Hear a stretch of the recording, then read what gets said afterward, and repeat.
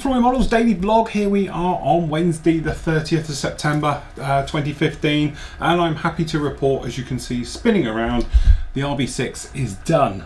Now, you know that bit where we were talking about do you have bloopers and things like that? This is a classic example because I've actually put the tail, or say the rear wing, together wrong as it meets the back of the actual vehicle itself, the car itself. What there is a polycap, and you have a pin, basically the pin goes down and it's gripped by the polycap, which holds the entire rear assembly together. Now, I think we've spoken about it on the blogs, but definitely we spoke about it quite a lot in the actual build of this.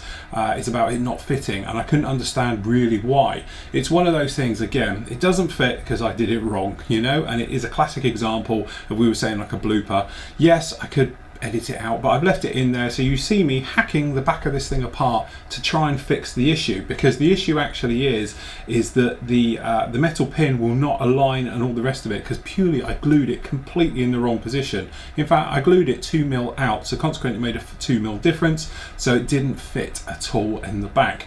If you do it precisely and the way I show you how to do it, you'll have no problems with it, and you should get away with it. It's not a perfect build, it's by no means flawless. I'm a little bit disappointed in myself because I caused some of the errors with this one as well. For instance, the actual side protection system for the driver, the thing that wraps around the head and all the rest of it, when I was trying to get the seat in, it pushed up against it, and where we've had obviously coats of paint and lacquer and all the rest of it, it peeled it and split it, so I ended up having to sand that back and then try and recoat it. But it is that thing, like doing your car or anything else, it never looks exactly spot on. I can hide it, and I've hidden it under a good coat of gloss and all the rest of it, but it's not perfect. The trouble with it is it's all decals all around it, so if you try to sand it off more, flatten it out and start again, not only have you got to pull it all apart and start over, you're going to kill all the decals, and obviously we don't have spare decals, nor do I have the time really to do it again.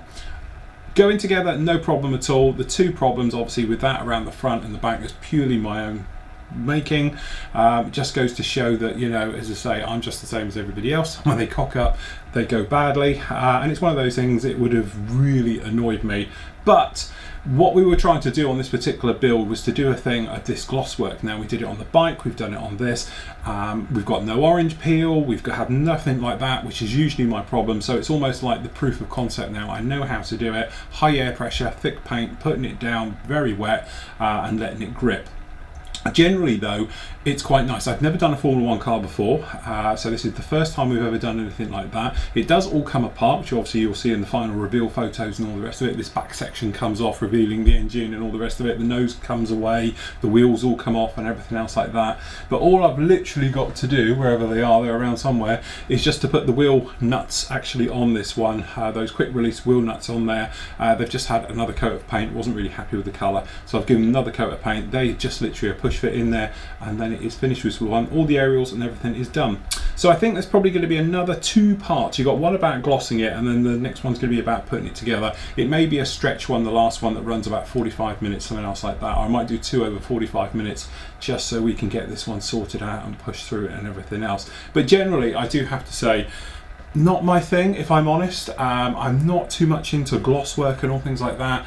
And I normally avoid it like the plague. After my last two builds, I sort of set myself a goal. I wanted to do gloss work, and I had a sort of summer theme for doing these two, so you know, it's quite apt that we've actually got here to basically 1st of October and they're completed and done. So I have done them when I was hoping was in the summer. So we've done the bike, beautiful gloss work red on that bike, and now we've obviously done a Formula 1 car, so sort of my motorsport theme for the summer is now completed and moving on. So generally, I must admit, thoroughly enjoyed it. Would I rush out and build another one? I probably would, actually, because they're actually a lot of fun, and I think now I know how they sort of go together, and a few little quirky things like spraying the tyres. These aren't decals on the tyres. You get the option where you can spray them or actually decal them. Well, this is with the old template, wherever it is. I've moved it now. Here it is. Oh, it'll be down in here. So you've got this template, which actually you lean over the tyre and then you spray it down. Works an absolute treat. Loved every minute of it. But generally, as I said, done now, done my vehicles, and now it's time to get back to the normal stuff. So from my point of view, we are cracking on with the F104. We're going on with the Starfighter. In theory, it should all be dry now. It says, hopefully. Come on.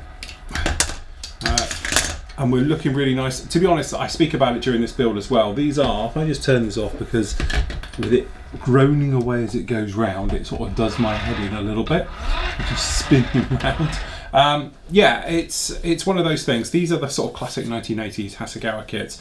They go together really, really quickly. They're not a problem. They've got no fit issues. There's a few tiny little gremlins, but nothing that you can't fix, no problem. And generally they're a lot of fun to do. As I say, purely they go together so well.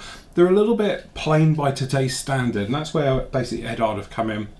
It's got the browsing in there, so we've got the two types of ejector seat, obviously the ones that we use for this particular one, and a couple of other bits for photo etch work in the cockpit and that, and really that's all it needs. The actual wheel wells aren't too bad and everything else, and it should come together really, really quickly. I should have it completely built and everything by tomorrow, and then we can crack on with actually getting it through the paint stage, and that's where this one has come in. You voted for it, you've got it. As you might be able to see down here, we've had another load of AK stuff in. Big thank you to AK for it.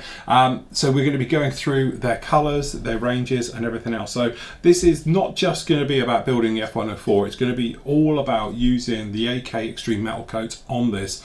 Let's see if it does mask, let's just see if it does weather, what happens when you decal it. These are all questions we've got, and doing it as we've done before on test subjects and everything else is one thing, but putting it in the real world onto a model is something a little bit different. So we're going to spend our time with this one. The build, as I said, is going to be 2 parts maximum, okay, and then it's all going to be about preparation, priming, and then working with the beautiful, not so much on this one, but the beautiful metal finish we're going to be doing it, because obviously we're going to be doing the right stuff version for this one, okay, with all that lovely sort of metallic metal finishes and with the decals and everything else, and it's all going to be about that, talking about how good the extreme metals are.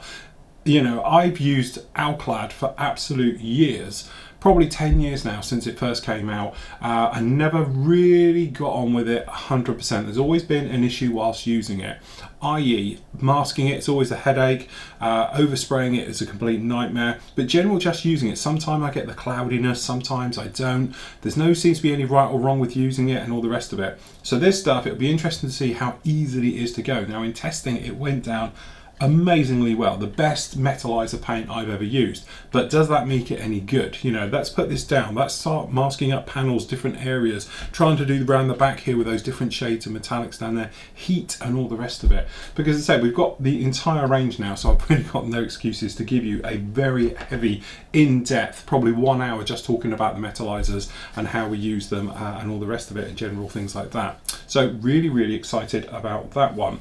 And then of course it's up to you guys to decide what the build is along with this one and after. I'm probably going to go a week on its own with this one just to get us deep into the colour stage, getting the paint work down on this one, but at the same time as paint's drying I like to have a second project on the go, so it's up to you guys to go through my stash again, of which you'll notice it's had a complete makeover because I brought some of the stuff from downstairs here, some of the stuff has gone obviously upstairs for the ones that never made it any votes at all and things like that. So have a look through my stash again. Usual thing, I know some of you don't like this system, but it did work well. It worked well from my point of view. All you've got to do is somebody mention you would like it to be built. So if nobody's mentioned this particular build, so let's just assume, okay, you like me to do, let me just find something I want you to me to do. So let's just assume you said, I don't know, an A7E Corsair, wouldn't mind doing that one. You know, again, Hasegawa kit. So if I was that person and you think, I'd like to see Phil build that, I'd like to have, you know, see how that one's done, just like my post. That's all you do. Do the little thumb up arrow, thumb up box, click that, and then that will count it as it. Don't then come along 10 posts down and say, I want Phil to do the Corsair as well, because that doesn't count. It's literally, you just want to do that first one. There's no points for coming up with the ideas of it. If you like the idea of it, just like it. Or you might say, okay, Phil, let's see you do the Hmong Russian Terminator. Okay, and do that one. Okay, 135th. We've got that one down now. That's down here. If you want me to see that one, then obviously put that down, and then everybody else can like it and go through it like that. Otherwise, what happens is, if I put up a poll and you all vote, I've got, what, over 150 kits down there for you to try and actually, you know, like and all the rest of it. So obviously it would take me forever to put those down, and the poll would go on so long you get bored reading it. This way, if you just see it, have a look at the photo. I'm going to rephotograph it in a minute. In fact, I might run the camera around it in a moment, and then you can just have a look at your leisure and then obviously decide what you'd like me to do. So there we go, that's about it for today. And tomorrow normally would be kit review day, and I've got all the kits lined up, they're all down the side here. But actually I'm going to be getting on with building, so we're going to do all the kit reviews and everything on Friday for you. So until tomorrow everybody, happy modelling, take care.